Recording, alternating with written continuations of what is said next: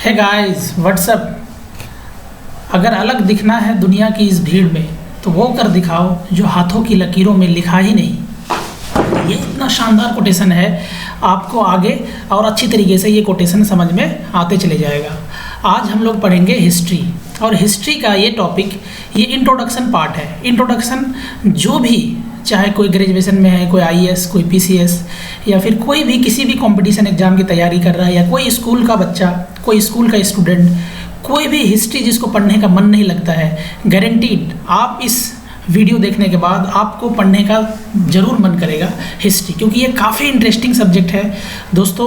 क्योंकि आपने कभी इस तरह से सोच करके पढ़ा ही नहीं, इसीलिए आपको अच्छा नहीं लगा हिस्ट्री। आपको ऐसा लगता होगा सिर्फ हमें सब कुछ याद कराया जाता है, रटाया जाता है, क्योंकि आपने पहले बाहुबली 2 देख लिया और बाहुबली फर्स्ट आपने देखा ही नहीं। इसीलिए पहले मैं आपको बाहुबली फर्स्ट दिखाऊंगा, फिर आप बाहुबली 2 पे आएंगे, तो फिर आपको समझ में आएगा ना हिस्ट्री। तो चलो मैं आपको पहले बाहुबली फर्स्ट पार्ट दिखाते हैं। देखो हिस्ट्री को समझने के लिए हिस्टोरियन इसे 5 हिस्सों में बांटते हैं। एक एंशिएंट हिस्ट्री, और एक मेडिवल हिस्ट्री, एक modern history, post independence history, और एक ओल्ड हिस्ट्री। तो जो 10th क्लास के सिलेबस में है वो आपका मॉडर्न हिस्ट्री।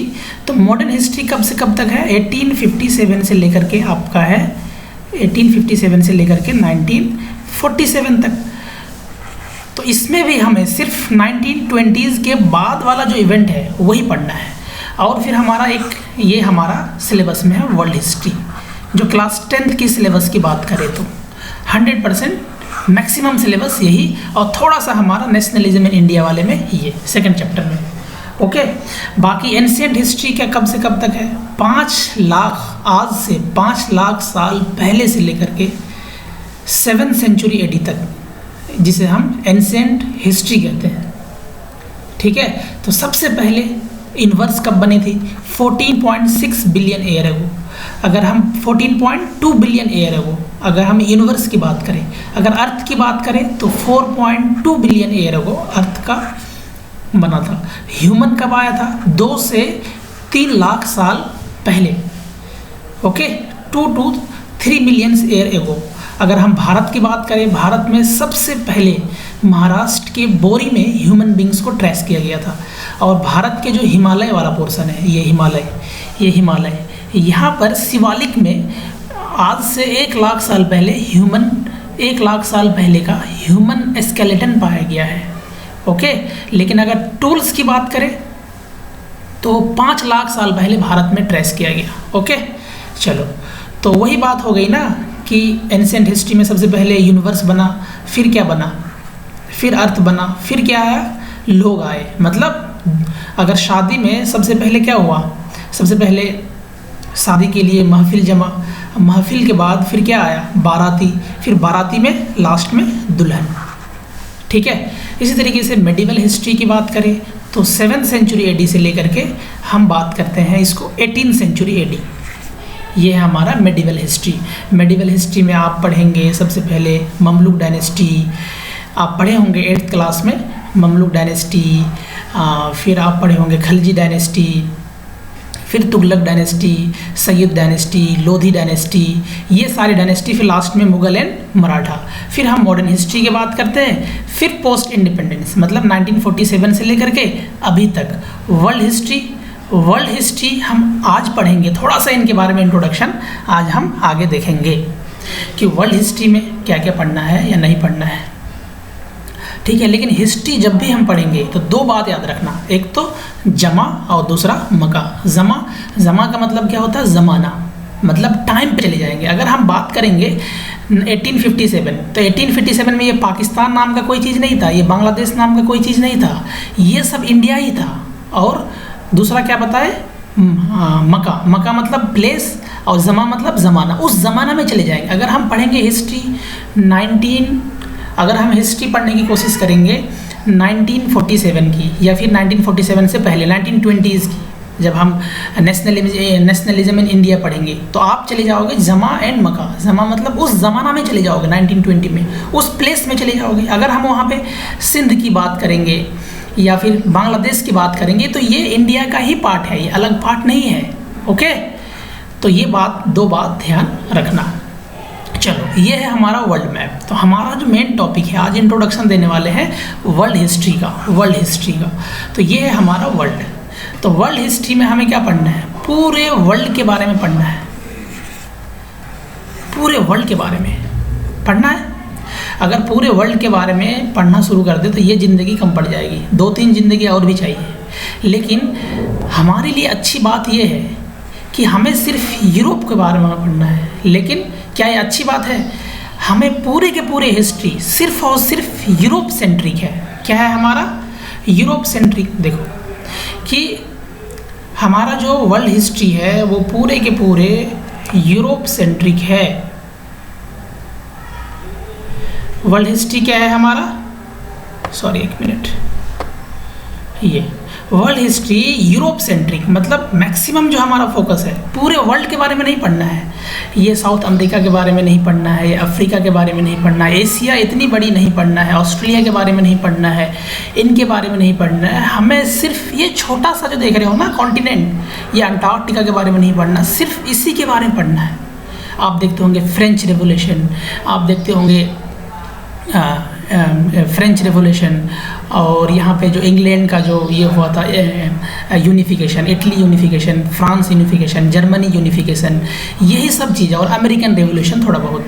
क्योंकि ये अमेरिका कुछ नहीं है, ये अमेरिका के जो मैक्सिमम लोग हैं ये सब के सब इंग्लैंड के ही यहाँ गए हुए हैं काम करने के लिए, इंडस्ट्रियल वर्कर, या फिर यही कॉलोनी थे यहाँ के। और हम अपनी भारत की भी बात करें, वो सब यूरोपियंस ही आए थे।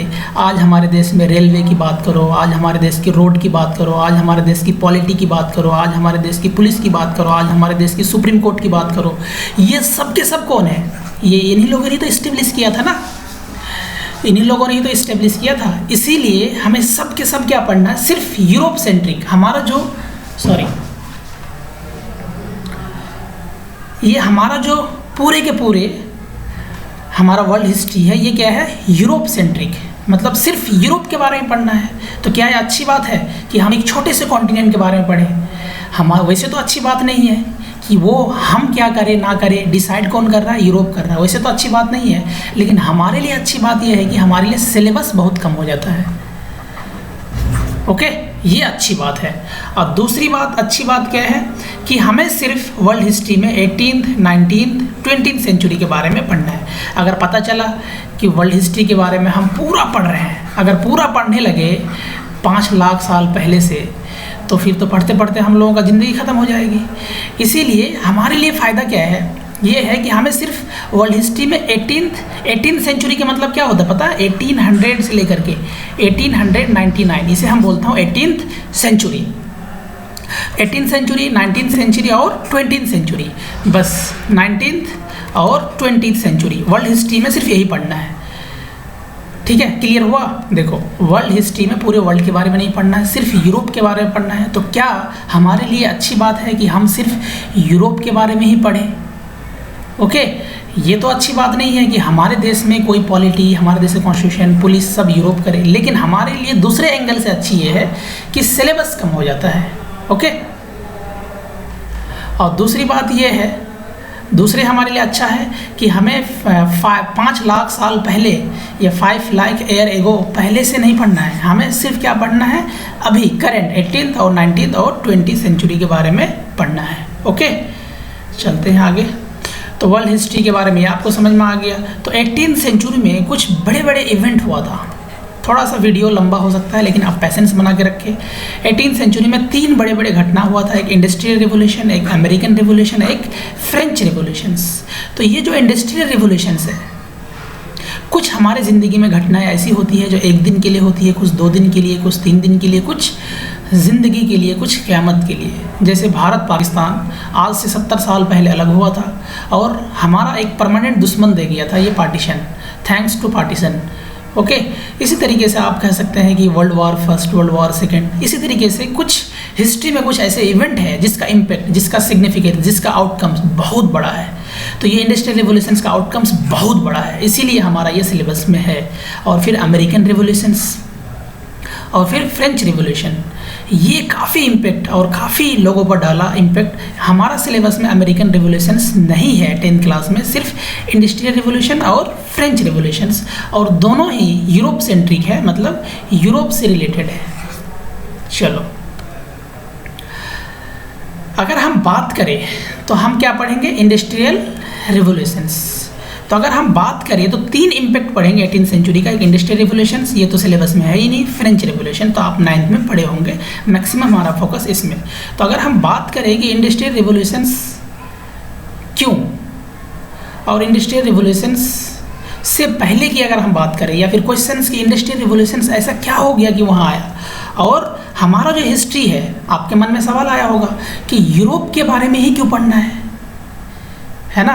आप अपने हिस्ट्री 10th क्लास में आप देखते होंगे सिर्फ यूरोप के बारे में, फ्रांस के बारे में, जर्मनी के बारे में, इंग्लैंड के बारे में, सिर्फ यूरोप के बारे में पढ़ते जा रहे। ऐसा क्यों?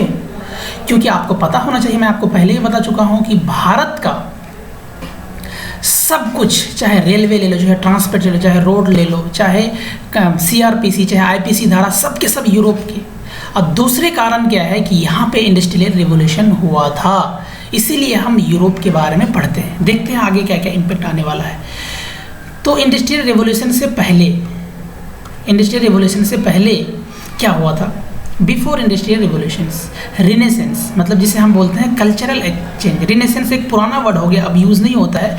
कल्चरल चेंज हुआ था, कल्चरल चेंज, और दूसरा क्या हुआ था? रिफॉर्मेशन।